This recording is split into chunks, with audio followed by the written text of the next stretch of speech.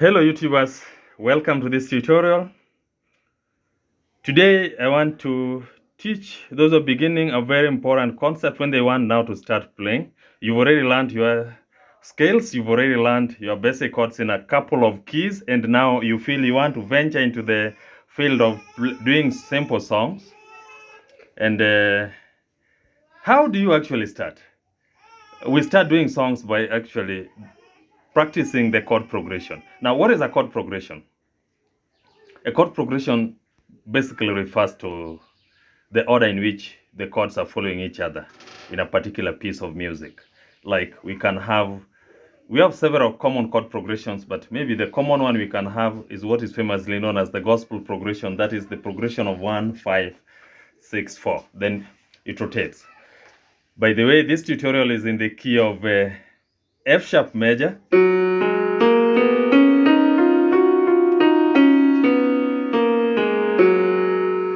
I'll start first of all by spelling out the F sharp major scale. Number 1, number 2, number 3, number 4, number 5, number 6, number 7, and number 1. This is our F sharp major scale, where F sharp is number 1, G sharp is number 2, A sharp number 3, B is number 4, C sharp is number 5, D sharp is number 6, F is number 7, and then we are back to F, which is number 1. We're talking about, I just want to illustrate my concept today using one progression. And then we look at how should you practice it as somebody who wants to use that particular progression to play as many songs as possible. Remember, a single chord progression like what we want to learn about today can enable you to play hundreds and hundreds of songs. We are talking about the 1, 5, 6, 4 progression. I would urge you to watch this particular video till the end, because towards the end, I'm revealing very hidden secrets that maybe it might take you long before you get to realize that that was actually the point. So our chord number 1, number 2, number 3, number 4, number 5, number 6, number 7, and number 1. I hope you are able to see. These are the chords. So when we're talking of chord number 1, 5, so we have number 1, we have number 5, number 6, then number 4.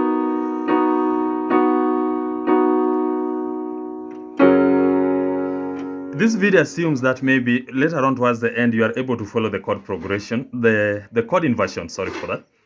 That you are able to understand when I invert chord number 1, I invert chord number 2 and 3. So this is the progression we're talking about. Number 1, number 5, number 6, then number 4. Then we go back to number 1. This particular progression has got variants. And that is the part I wanted to bring out in this particular video, that we've already known in our root position we have 1, we have chord number 5. In the left, I'm using the perfect fifths. If you still don't understand the perfect fifth, it means playing the root of that chord and the fifth of that particular chord. Like when I start at chord number 1, I have 1 and 5, chord number 5, 1 and 5, chord number 6, 1 and 5, and chord number 4, 1 and 5 in the left. Now, once you practiced that, then this chord progression has variants. And the most common variant of this particular progression is a case whereby instead of now starting from number 1, we started the progression from number 6. So we have number 6, then we go to 4, we come to number 1, and then it ends at number 5.